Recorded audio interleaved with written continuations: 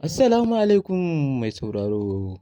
Ina muku sallama irin ta addinin Musulunci kuma sannunku da jimirin sake kasancewa da mu a cikin wannan tasha tamu mai albarka inda kuka ji cewa auren Rahama Sadau da Ali Nuhu ya tabbata inda a shekaran jiyan nan ne ya kai goron na gani yana so gidan su Rahama Sadau mai sauraro.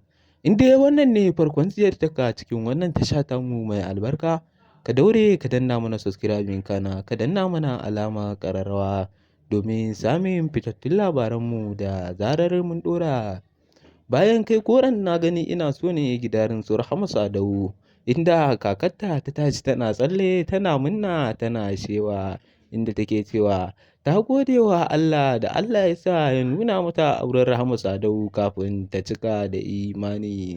Inda bayan dawowarsa ne matarsa ta rufe shi da faɗa tana cewa abin da yake bai dace ba, ba don komai ne ya sa hakan ba ya rasa wanda zai je ya auro sai Rahama Sadau.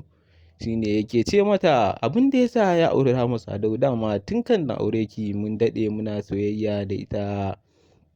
Ba don komai ne ya sa hakan ban gaya miki zan ce in kai mata goron na gani ina so ba sabida tsananin kishi na mata amma ki haƙuri.